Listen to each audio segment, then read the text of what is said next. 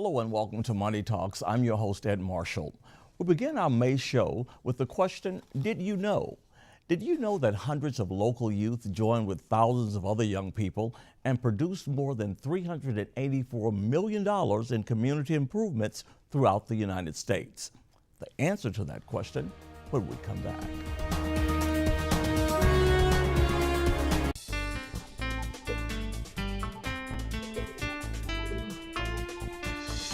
Mondays at 6 p.m.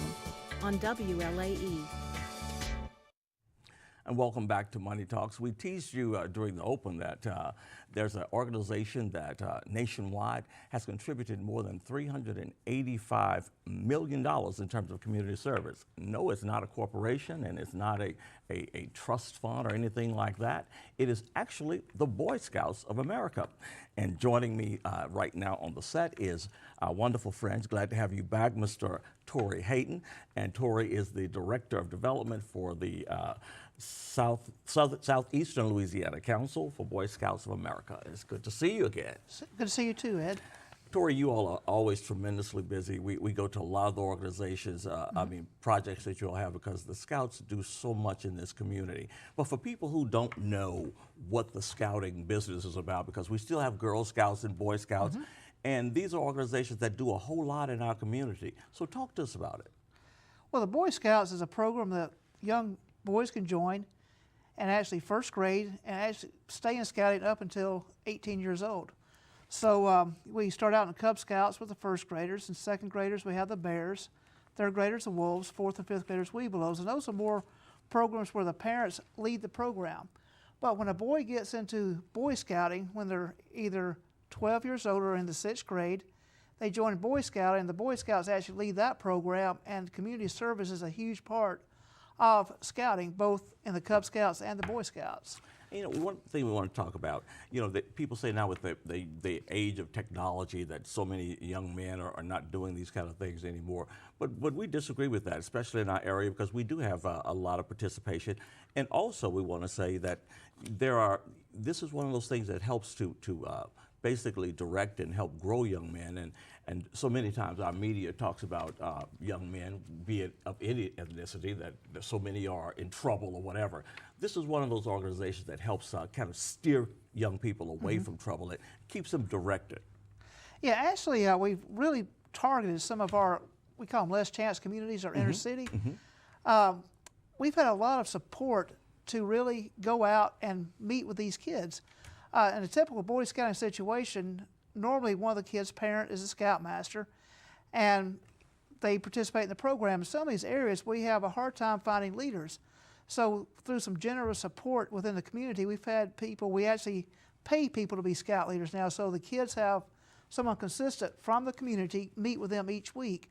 And our best candidate for that, we've had some retired school teachers from that area. That's great. Who, you know, the kids' parents know, because a parent does not want to send their young man out to meet with somebody they're not familiar with once a week. You know, these things take funds, of course, and so you all have different fundraisers, and one that you all have that in this May, of course, is the annual Golden Eagle Award. And so tell us about that event and who will be the recipient of that wonderful award this year.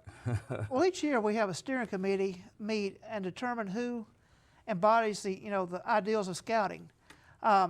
This year it's going to be Sheriff Newell Norman. We thought he's as such a great person, a great community leader, and everyone looks up to him. And the previous 2 years we had Dr. Norman Francis from Xavier. Right.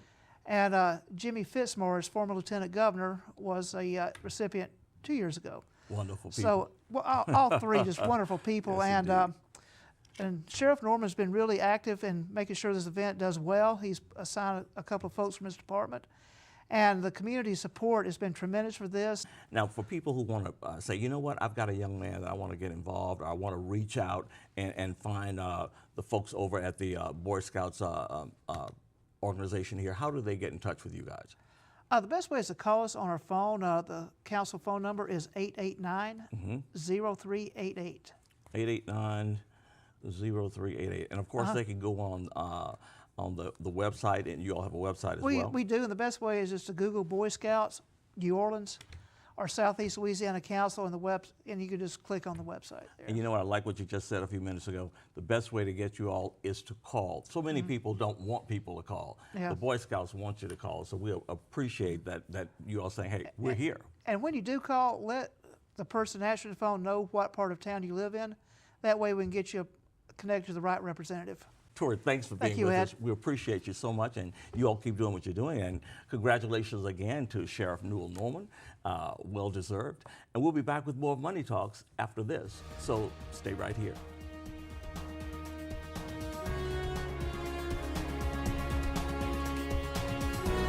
Hello, I'm Ed Marshall, money coach and host of the Money Talk Show. Our goal each month is to keep you informed on financial issues affecting you and your family. Whether it's concerns about the stock market, mortgages, local community initiatives, or decisions made on Capitol Hill, we do our best to bring you news that you can use. So join me for Money Talks every Wednesday at 1:30 p.m. and 7:30 p.m. right here on WLAE.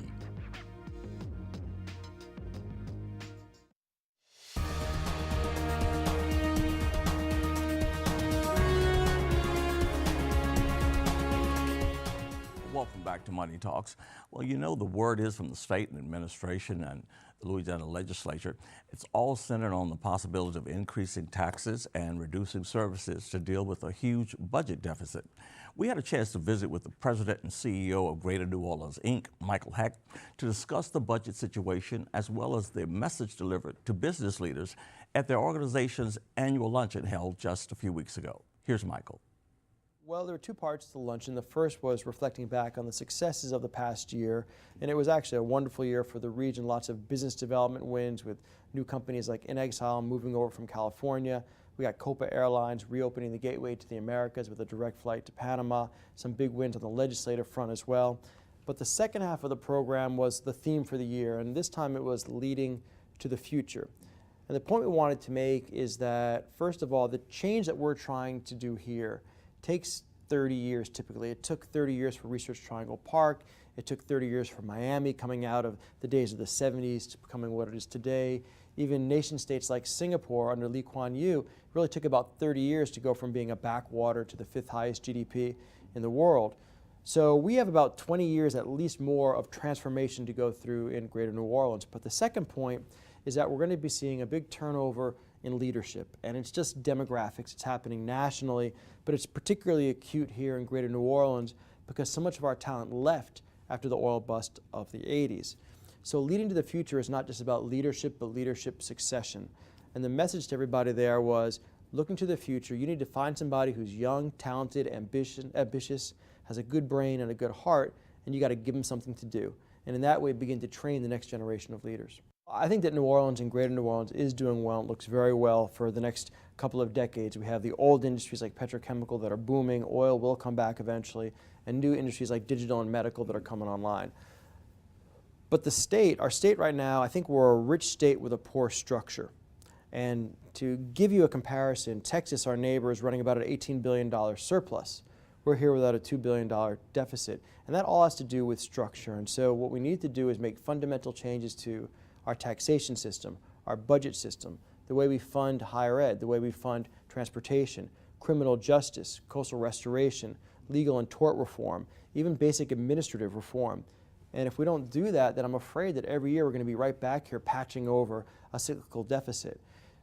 The question, I guess, now for us in Baton Rouge over the next session is, how do we generate the engagement, how do we generate the political will to make these hard choices and make these difficult changes? How do we break some eggs to make a better omelet? And I think that's really our task at hand coming forward. And I think my general message to the audience is, again, we're in the first period of a 3-period hockey match, not to use a hockey metaphor in New Orleans, but remember the brass. And so I'm saying to everybody, now's time for us to double down. We can't fall into a sophomore slump. We got to realize that change is actually easy at first. It gets harder in the middle, and now we're in the middle. So now it's time for a gut check for all of us. But if the business community stays involved, if everybody stays engaged, and if everybody takes one issue and leads on that issue into the future, then I think we're going to do very well. Well, thank you very much, Michael. You know, on the subject of jobs and things like that, we often look to small businesses, and that brings us into our Ask Ashton question for today. Mr. Ashton Ryan, who is one of the community's leaders, is always with us for his Ask Ashton question. And our question today comes from Jim Harrington of Slidell. Jim wants to know from Ashton about the creation of small businesses in the metropolitan area and whether those small businesses are important and how well is that going along for our area. So here's the answer. Take a look. The process of a merger between large corporations is a 2 + 2 = 3. And that means that jobs are lost.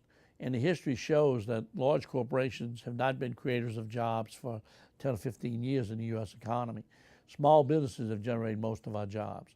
So anything that loses jobs is not good for diversity, because the more diverse workforce needs job creation and new jobs in order to find employment and at the lower rungs of the ladder and be able to learn the skills necessary to move up.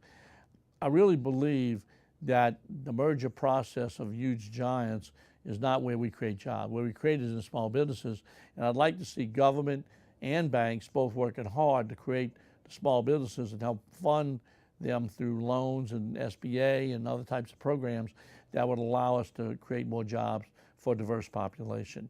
And I think that's where we ultimately have to go. So generally the big mergers make the headlines, but that's not where job creation is coming, that's job destruction.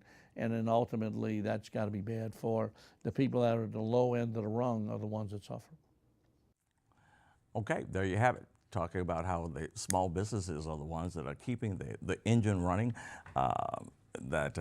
it's where it's at in terms of trying to make sure our economy continues to thrive. And if you want to ask Ashton Ryan a question, simply get in touch with our Facebook at Money Talks with Ed Marshall, and we'll be sure you get your question to him, and hopefully you get your answer. We'll be back with more Money Talks when we return, so stay right here.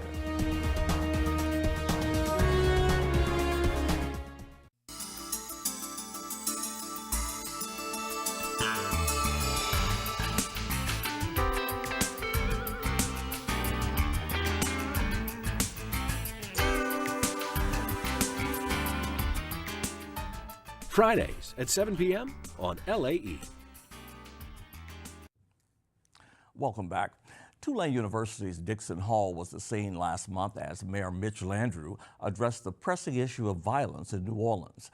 The mayor's presentation was open to the public, and those attending heard him call on citizens to get involved in helping to stop crime and violence in the city. And Crime Stoppers is making it easier for area residents to help battle violence throughout the metropolitan area in its new Speak Up Victims blog. Darlene Costanza talks about the blog and how Give NOLA Day, a funding opportunity, is sponsored by the Greater New Orleans Foundation, is so important to Crime Stoppers and also other organizations in terms of helping organizations, and in particular the Crime Stoppers, reach out and help with the violence issue. May 3rd, the Greater New Orleans Foundation, this is their 3rd year, I believe, did a marathon, a giving marathon for local nonprofits. And it's called Give NOLA, and it's actually a national program. This year there were 700 nonprofits that participated, and what this allows the community to do is to go online to, there was a Give NOLA link, and they could donate to their favorite nonprofits. And I think you can donate as little as $10. Last year we participated and we had raised $30,000, which is incredibly important for Crime Stoppers because that money goes directly to our programs, so youth programs, victim services programs. Well, this year we tried to do something a little bit different.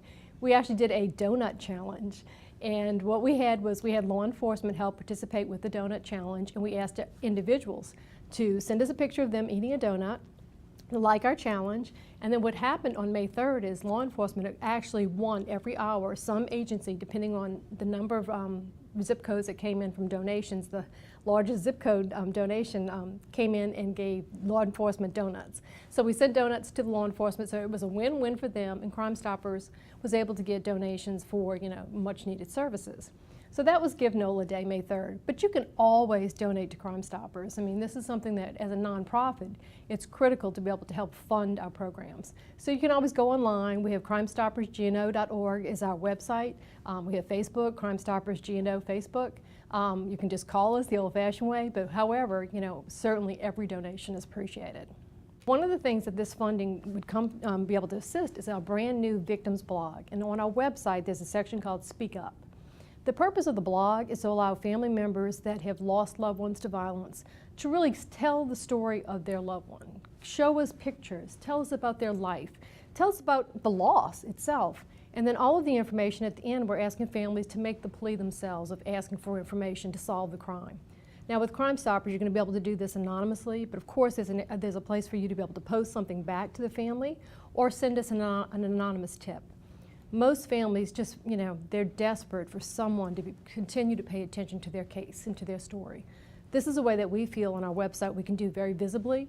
We will be sharing it through Twitter, but the most important thing is that families know that it's there and it'll stay there for them. Thank you, Darlene, and good luck with the program. It's so vitally needed. Well, over the past few years, a series of new events have been bringing diverse cultures together in our city. Under the umbrella of social renaissance, the events are gaining popularity and momentum. One of those very unique functions is coming up toward the end of this month. Money Talks producer Patrick Jackson talks with Cleveland Spears about Dinner en Blanc and other distinctive affairs they are a part of as social renaissance.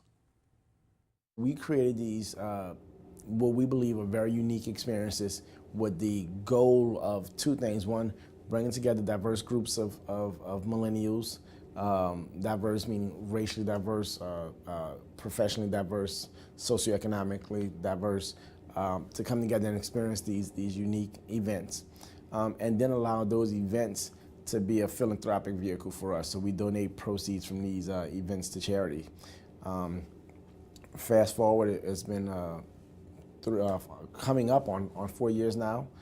Those series of events have donated over $40,000 to various charities across the region. We've produced a series of events that have helped people make connections, gain jobs, and make new relationships and lifelong friends. Dinner en Blanc is probably the most well-known event in the Social Renaissance portfolio. First is that it's an event that happens all over the world, on every continent, in over 20 countries and over 60 cities around the world. One thing we're very proud of is that we were one of the first cities, actually one of the first in the top 5. We were actually the third city in the U.S. to bring that concept here. But what Dinner en Blanc is, and it fits so good with what we want to do is help people connect, is because it brings people together over a meal, over dinner. So Dinner en Blanc is French for dinner in white.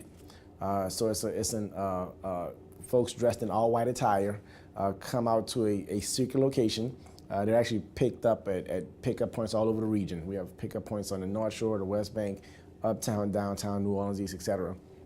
And they're bought on a private coach to somewhere where they have no idea where they're going, but they know they're going to meet a lot of other new friends and meet for a dinner amidst the backdrop of a great location and great entertainment and music and things like that. We've done that event. Coming up in a few weeks here will be our 4th installment of that event.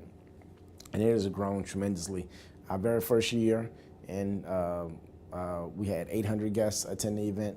The very next year, we doubled that size, and we had 1,600 attend the event. The following year, in 2015, just last year, we had 2,200 guests, and we are planning for 3,000 guests for this year on May 28th at a location that is a top secret location, but we're very proud of it. We know it's going to be a great backdrop, and it's going to be a great representation of New Orleans. When folks take the Dinner en Blanc videos and put it up against the videos and photos from Paris and Australia and Africa and all these other places around the world, I think we'll be very proud of the imagery we'll be sharing with the rest of the world about how New Orleanians come together to share a meal and engage with each other over dinner under this great event. The Millennial Awards is an event we created that celebrates, we call it a celebration of a generation. Millennials in New Orleans, I don't know if this is the case everywhere, but millennials in New Orleans are very engaged, they're very active, they're very civic-minded, they're very philanthropic.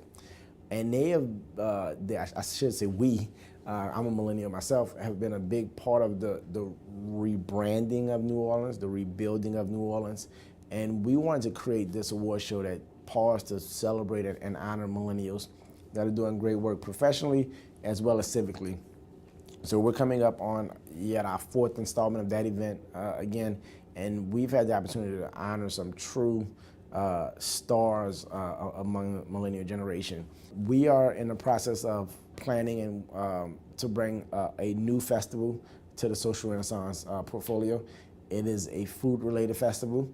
We know food brings people together, and we know there's been a lot of success with food-related festivals in the region. And New Orleans is a food community.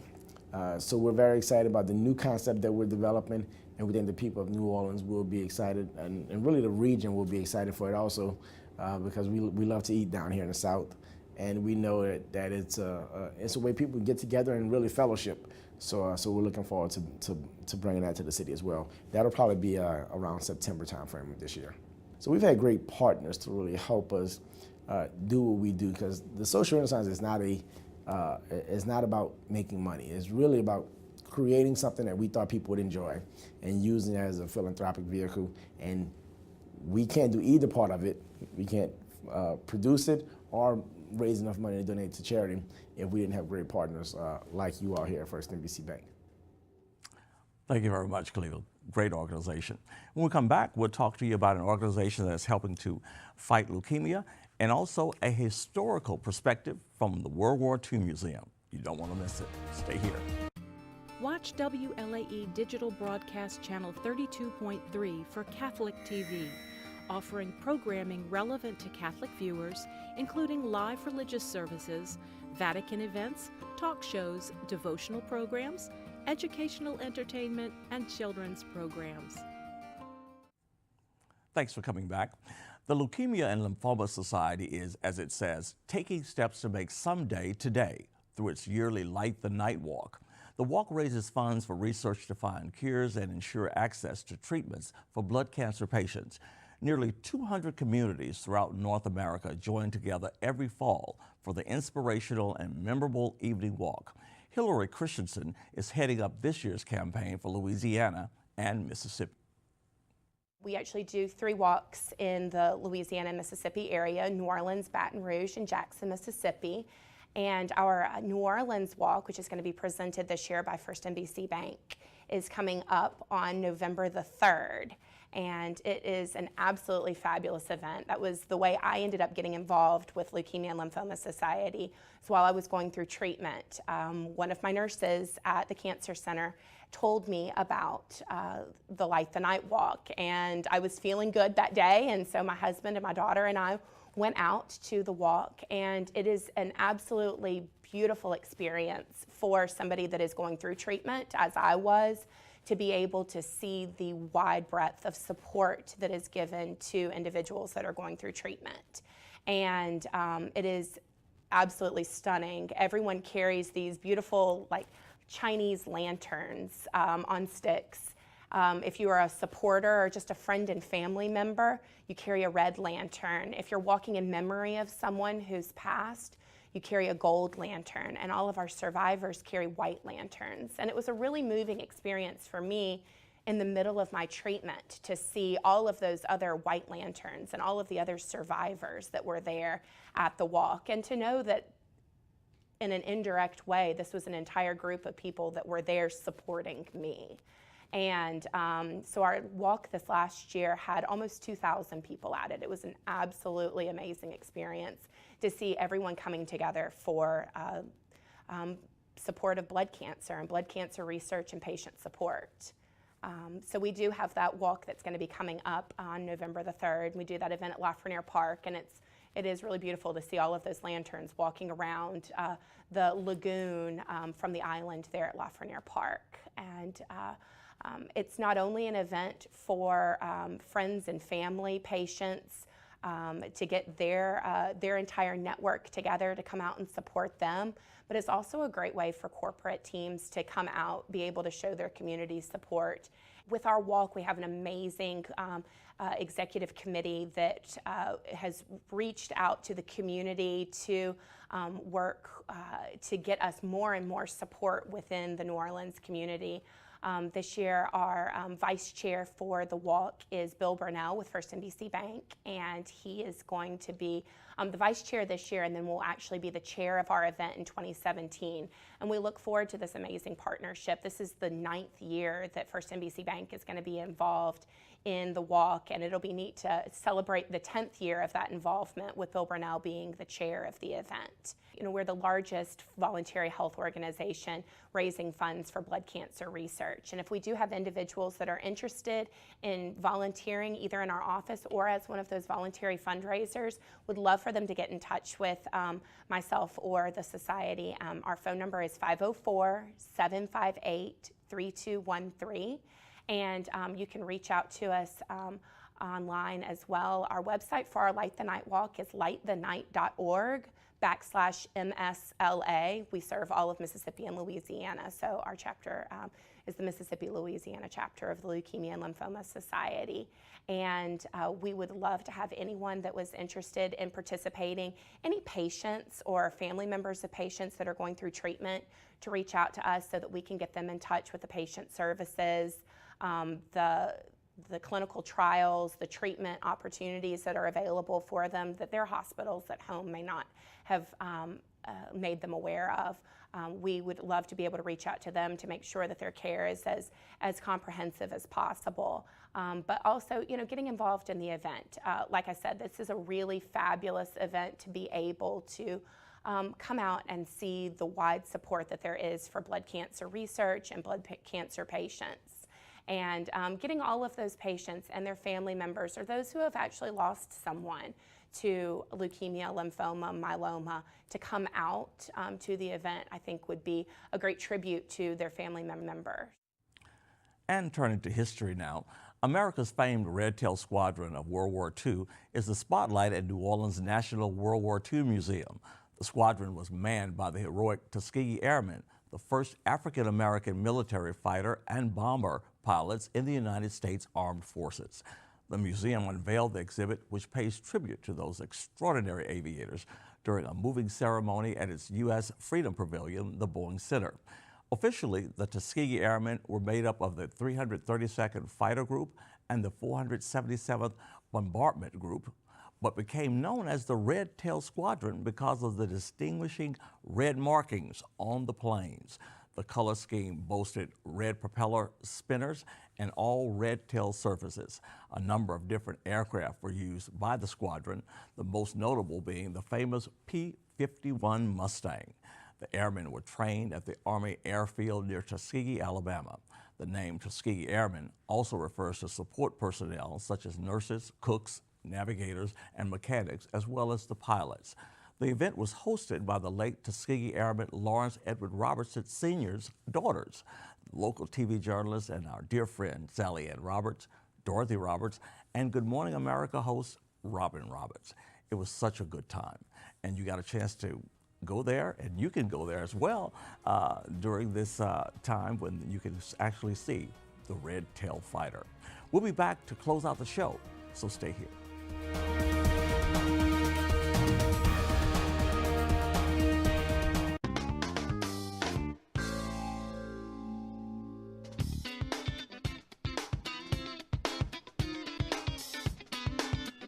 Weeknights at midnight on LAE.